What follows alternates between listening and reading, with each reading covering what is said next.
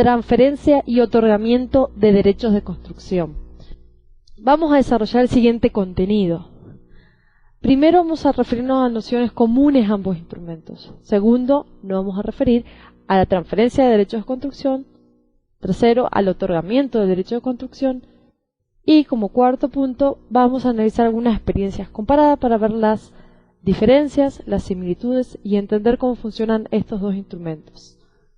Entonces, como nociones comunes a ambos instrumentos, son 3 puntos los que vemos: la capacidad edificatoria, la delimitación y limitación de la misma, y la transmisión o transferencia del potencial edificatorio o su compraventa.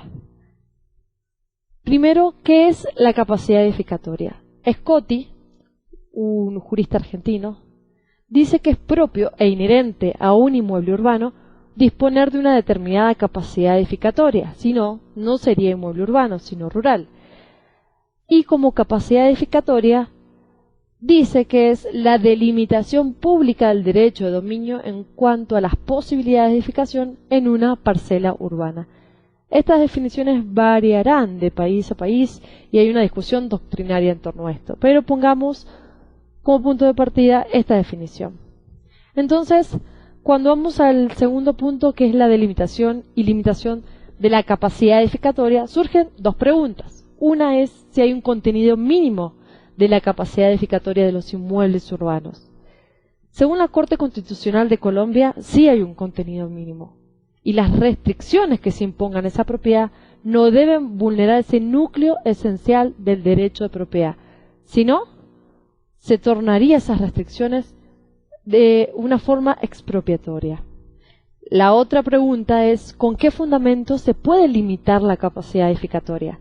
En esto tenemos una sentencia de la Corte Suprema de Justicia de la Nación Argentina, que es un leading case, Julirat contra Municipalidad de la Capital, en que fundamentan estas facultades de limitar la capacidad edificatoria en el poder de policía local y en razones de planeamiento urbano. Tenemos dos posibilidades. Una es transferir potencial edificatorio y otra es comprarlo. Entonces vemos en este esquema primero cómo se transfiere esos derechos de construcción de un inmueble a otro inmueble. Sí pueden ser el mismo propietario con dos inmuebles distintos o pueden ser distintos propietarios, pero lo importante es que se transfiera esa capacidad edificatoria de un inmueble al otro.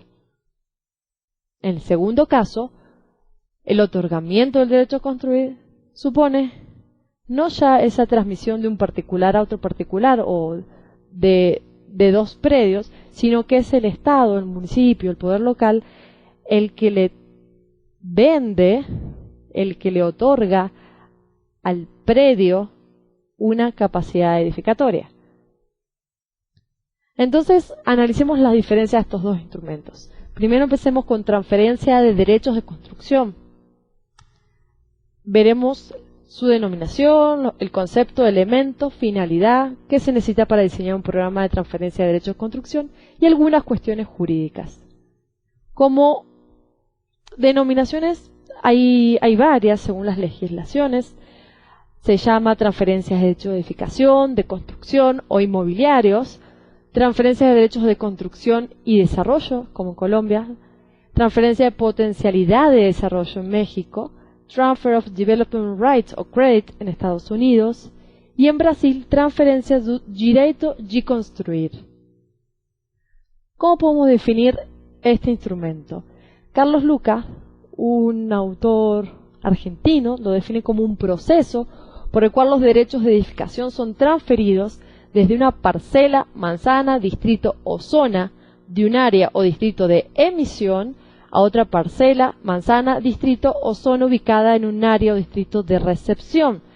Ya nos vamos imaginando cuáles son los elementos de la transferencia de derechos de construcción. ¿Cuáles son esos elementos? Entonces, va a tener que haber un distrito de emisión o un área, un predio y otro de recepción, ¿sí? Porque es una transferencia interlocativa. El objeto de esta transferencia van a ser los derechos de construcción, de edificación o de desarrollo, ya sea la denominación que reciba.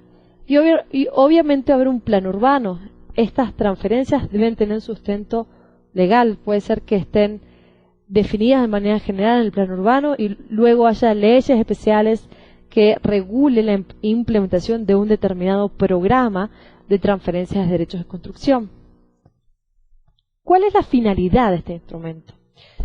Las legislaciones lo utilizan para distintas finalidades, pero vamos a resaltar las que consideramos que son las más importantes. La primera es la preservación del patrimonio cultural, otra es la preservación del patrimonio natural y también la provisión de viviendas. Veamos el primer caso, para imaginarnos cómo funciona. En Nueva York se utilizó la transferencia de derechos de construcción para financiar un programa de restauración de 44 teatros de la zona de Broadway. Entonces, los emisores de estos derechos de construcción eran los propietarios de esos teatros y emitían esos derechos de construcción a predios que estaban cercanos a esa zona de teatros. La contraprestación era dineraria y con ese dinero se pudo financiar esa obra de recuperación de los teatros. Esto ocurrió en 1998 en Nueva York. El otro caso que estudia Carlos Morales es un programa de implementación de este instrumento para la renovación del centro histórico del Distrito Federal de México. El instrumento se aplicó, pero tuvo algunos inconvenientes porque al mismo tiempo que estaba este instrumento había otros instrumentos o medios que facilitaban la obtención de esos derechos de edificación, compitiendo con este instrumento y desalentando su utilización. La otra finalidad es la preservación del patrimonio natural.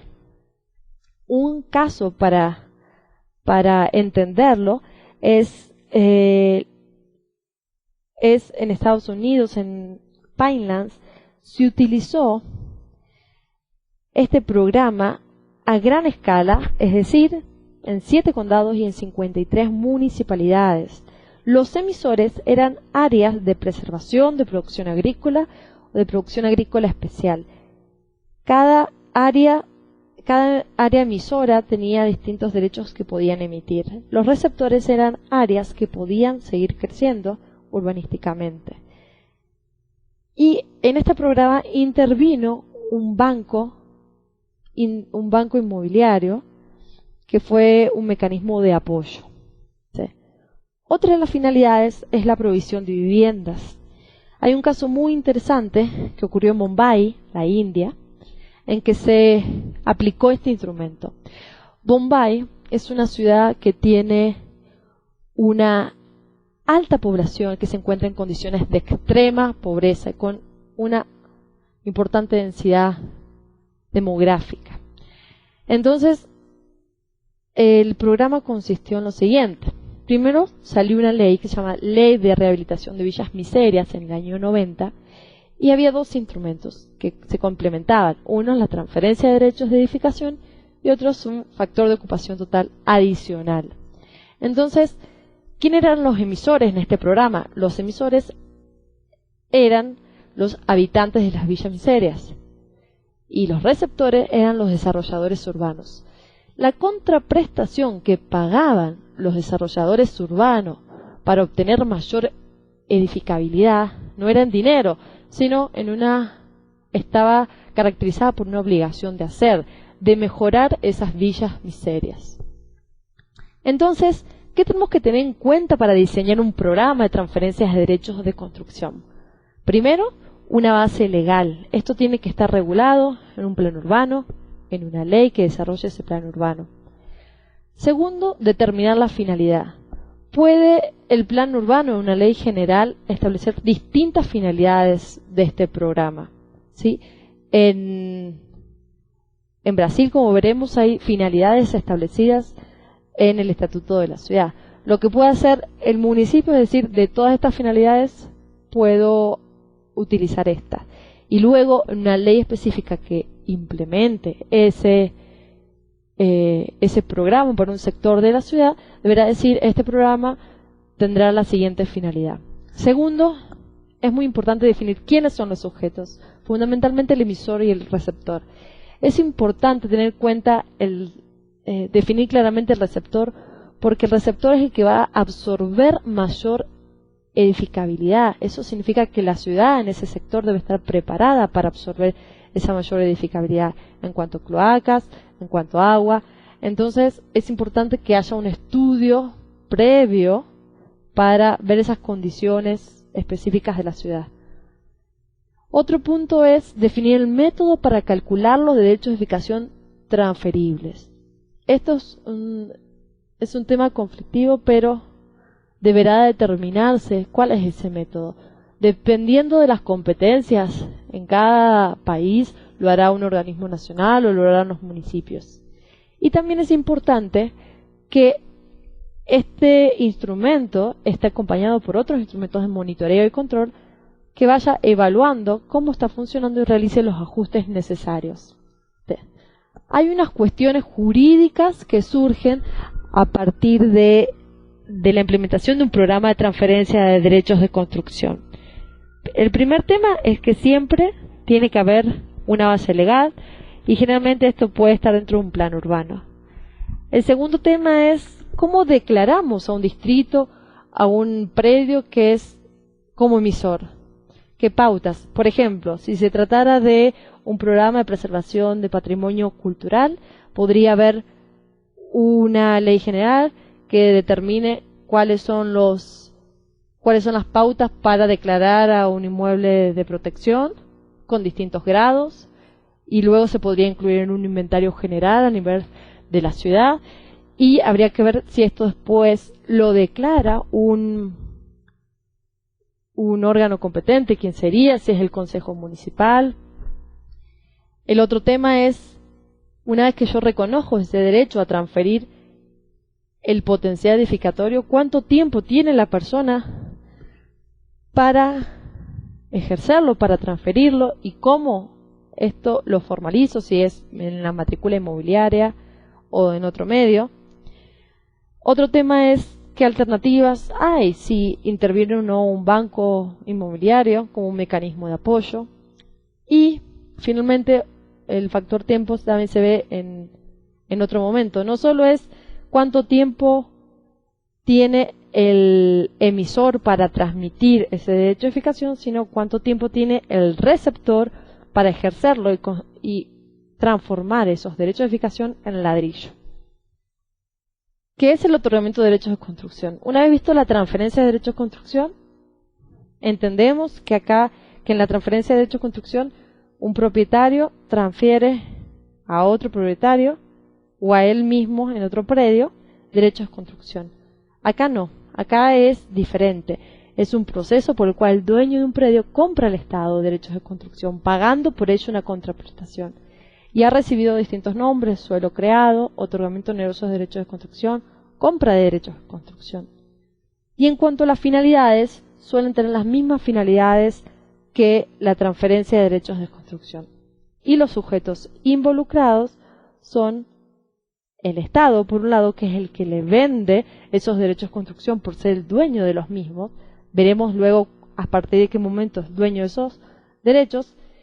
Y el particular, que es quien los adquiere.